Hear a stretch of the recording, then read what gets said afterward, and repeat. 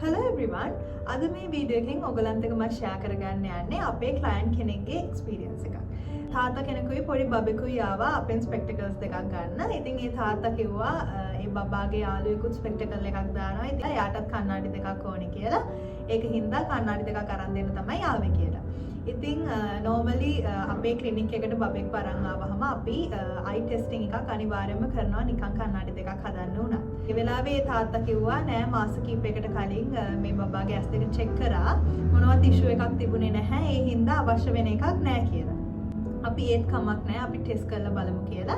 අපි බබාගේ ඇස් දෙක ටෙස්ට් කරලා බලනකොට එයාගේ පොඩි මයිනර් පවර් එකක් තිබ්බා චේන්ජ් එකක්. ඊට මෙයාට ඒ පවර්ස් ආවහම එයාට කම්ෆර්ටබලි අපේ විෂන් බෝඩ්ස් කියවන්න පුළුවන්. ඇත්තටම දැන් මේ බබාට එයාගේ යාළුවෙක් ස්පෙක්ටකල් එකක් දාන හින්දා ආස වෙලා තමයි ස්පෙක්ටකල් එකක් ඕනි කියලා තියෙන්නේ.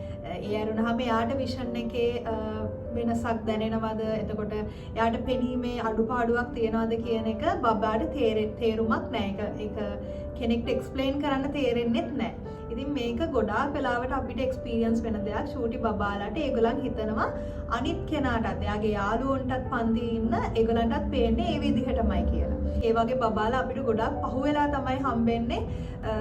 සමහර වෙලාවට ඔළුව කැක්කුමයි ඒ වගේ එතකොට ඒගොල්ලන්ට බෝඩ් එක පේන්නේ නැහැ. ඒ වගේ එතකොට අපි චෙක් කරලා බලනකොට සමහර වෙලාවට ලොකු පවර් එකක් ඉන්ක්‍රීස් වෙලා. ඒගොල්ලන් ගොඩාක් ස්ට්‍රේන් කරලා ගොඩාක් අමාරුවෙන් ඇස් චූටි කරලා ගොඩ කාලයක් ඒක ටොලරේට් කරගෙන වැඩ ටික කරගෙන තියෙනවා. ඉතින් ඒ වගේ අය තමයි අපිට ගොඩක්ම හම්බෙන්නේ. මේ වීඩියෝ එක ස්පෙෂලිම කරන්නේ ඒ වගේ බබාලා ඉන්නවා. එතකොට දෙමව්පියෝ දැනුවත් වෙන්න ඕනේ. එතකොට දැන් හිතන්න තමන්ට සිබ්ලින්ග්ස්ලා පොඩි නංගිලා මල්ලිලා ඉන්නවා නම් ඒගොල්ලන්ගේ පොඩි ඒගොල්ලන් කරන ඇක්ටිවිටීස් වලින් දැන් ඕලයක් පාස් කරනවා නම් සෙල්ලම් කරනවා නම් බෝඩ් එකක් බලාගෙන වැඩ කරනවා නම් ඒ පොඩ්ඩක් හරි ඒගොල්ලන් කරන වැඩ ස්ලෝ එකක් තියනවා නම් හිමීට නම් ඒගොල්ලන් කරන්නේ එක්කෝ ටිකක් කම්මැලි කමකින් වගේ ඉන්නවා නම් ඒගොල්ලන්ට සමහර වෙලාවට මේ විෂන් ප්‍රොබ්ලම් එකක් වෙන්න පුළුවන්.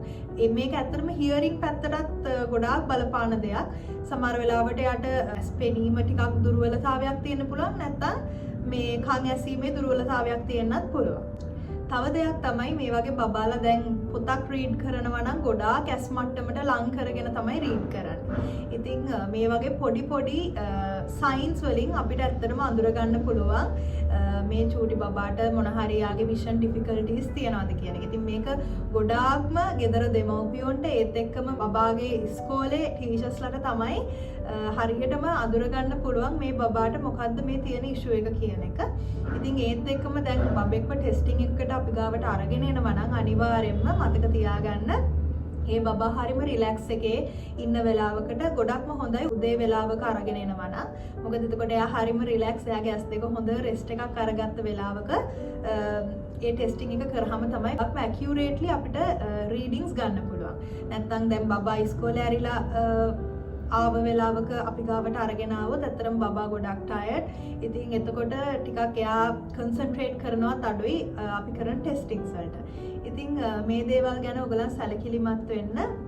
මේ වගේ දේවල් හින්දා ගොඩාක් පොඩි බබාලා ප්‍රශ්න ඇති වෙලා තියෙනවා. ඒගොල්ලන් කම්මැලි. එතකොට ඉස්කෝලේ වැඩ කරන්නේ නැහැ. හැබැයි ඒත් එක්කම කලින් හොඳට වැඩ කරා දැන් හරියට වැඩක් කරන්නේ නැහැ. ඒ වගේ ප්‍රශ්න ගොඩක් අපි අහලා තියෙනවා.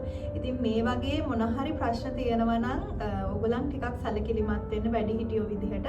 මේගොල්ලන්ට සමහර වෙලාවට ඇස් පෙනීමේ දුර්වලතාවයක් හරි කන් ඇසීමේ දුර්වලතාවයක් හරි වෙන්න පුළුවන්. මේ වැඩ කරන එක ප්‍රමාද වෙන්නේ. එතකොට කම්මැලිකමක් ඇති වෙලා තියෙන්නේ මේ දේවල්. ඉතින් මේක ගැන සැලකිලිමත් වෙන්න. මම හිතනවා මේ වීඩියෝ එක ඔයගලන්ට ගොඩක් වැදගත් වෙන්න ඇති කියලා. අපි ඊළඟ වීඩියෝ එකෙන් හම්බෙමු.